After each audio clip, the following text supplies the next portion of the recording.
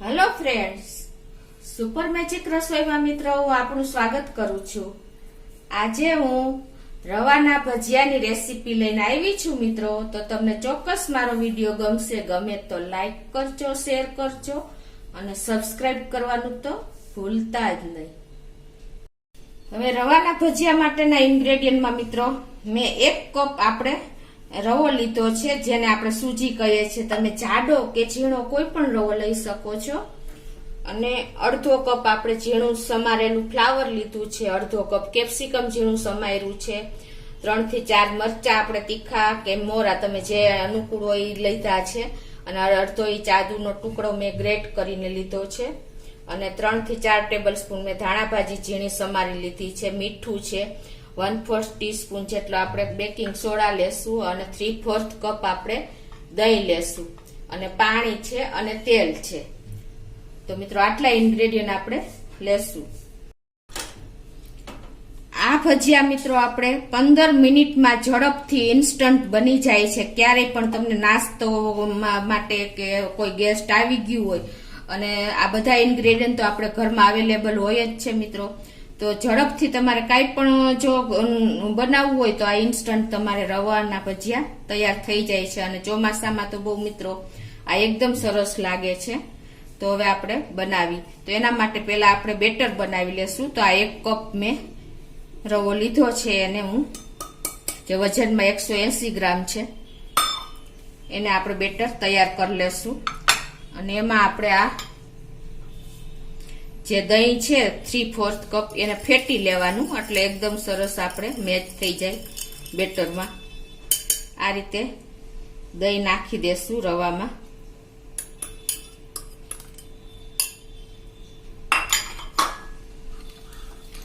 અને એ બધું આપણે મિક્સ કરી લેશું।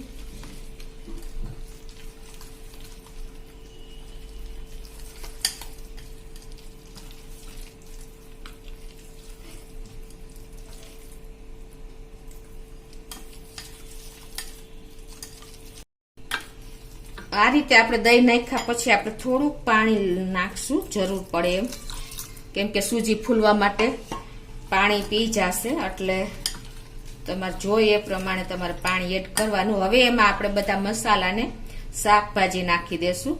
એના માટે મેં અડધો કપ જેટલું આ ફ્લાવર ઝીણું સમાર્યું છે એ નાખી દેશું, અડધો કપ કેપ્સિકમ છે, 3 થી 4 લીલા મરચા ઝીણા સમારેલા, અડધો ઇંચ આદુનો ટુકડો ગ્રેટ કરેલો, અને 4 ટેબલ સ્પૂન ધાણા ભાજી ઝીણી સમારેલી। આમાં મિત્રો તમે જો મકાઈના દાણા, પછી ગાજર છે, કાંદા છે, બેબીકોર્ન છે, બધું તમે ઝીણું સમારીને તમારે ટેસ્ટ એકોર્ડિંગ તમે મિક્સ કરી શકો છો, એટલે કે રવાના ભજીયામાં તમને ટેસ્ટ એકોર્ડિંગ બધું તમે શાકભાજી નાખી શકો છો, એનો પણ ટેસ્ટ બહુ સરસ લાગે છે। હવે હજી આમાં આપણે થોડું પાણી નાખશું, અને ટેસ્ટ એકોર્ડિંગ પોણી ચમચી જેવું, ટીસ્પૂન જેવું આપણે મીઠું નાખશું।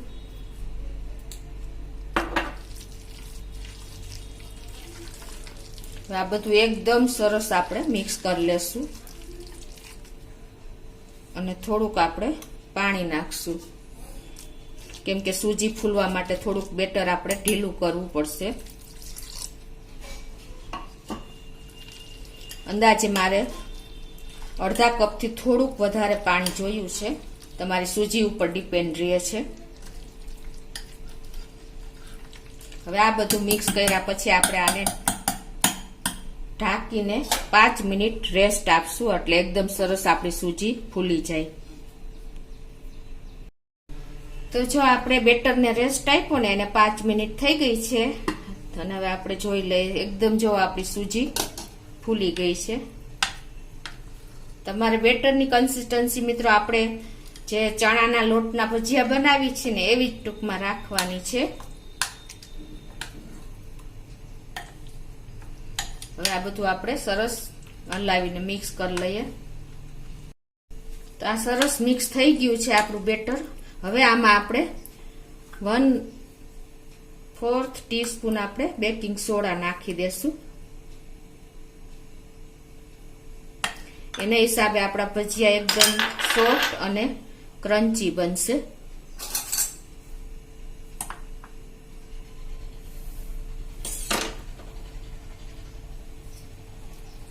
અને એને પણ આપણે સરસ નાખીને આવી રીતે ફેટી લેશું.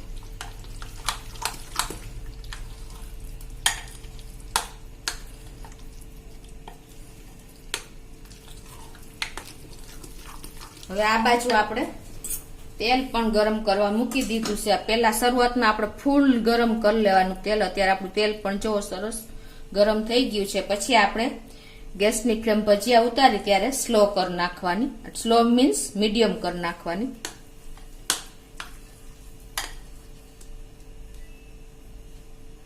હવે આપણે ભજીયા ઉતારી લઈએ. એના માટે મિત્રો તમને જો ચમચીથી ફાવે તો એમ, નહીતર તમે હાથેથી પણ આપણે જે રીતે ભજીયા ઉતારીશી એ રીતે જ આ રીતે નાના નાના ભજીયા આપણે ઉતારી લેશું.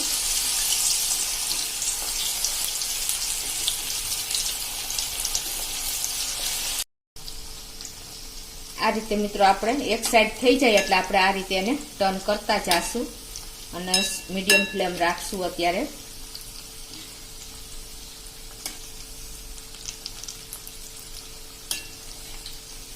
આ ભજીયા તૈયાર થતા મિત્રો 3 થી 4 મિનિટ જ થાય છે. આપણે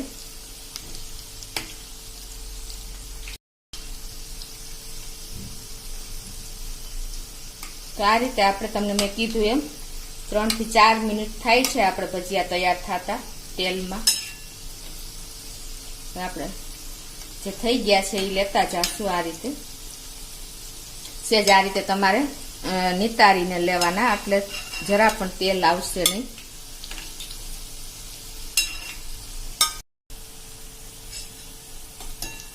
તો જો આ રીતે આપણે ભજીયા સરસ એવા તરાઈ ગયા છે ટર્ન કરીને.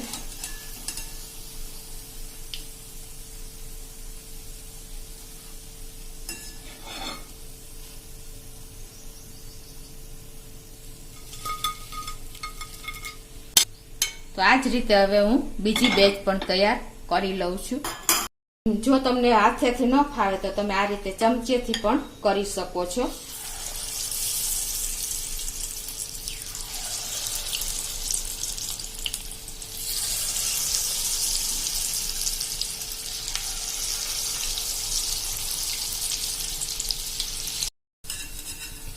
તો એ જ રીતે આપણે બીજી બેચ પણ જો તૈયાર થઈ ગઈ છે. આ રીતે તમારે સેજ તેલ નિતારીને લેવાના.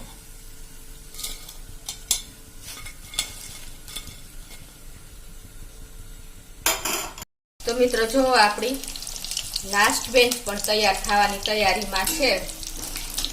આ રીતે તમારે 3 થી 4 મિનિટમાં આપણે રવાના ભજીયા તેલમાં તૈયાર થઈ જાય છે. એકદમ તમે જોઈ શકો છો ક્રન્ચી કુરકુરા બ્રાઉન કલરના.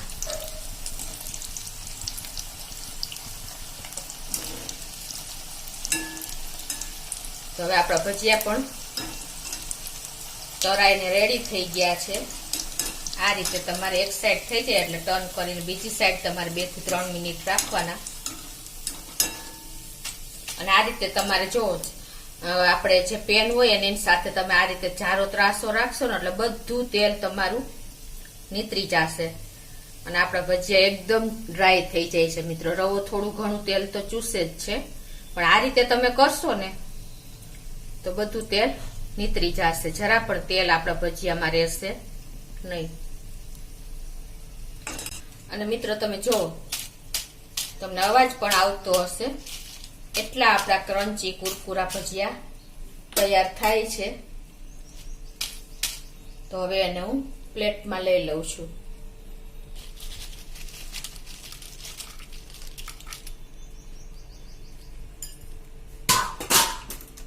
અને મિત્રો તો આપણે રવાના ભજીયા એકદમ જલ્દી ઇન્સ્ટન્ટ ઓછા ઇન્ગ્રેડિયન્ટથી તમારે ભરપૂર મસાલાથી બની જાય છે.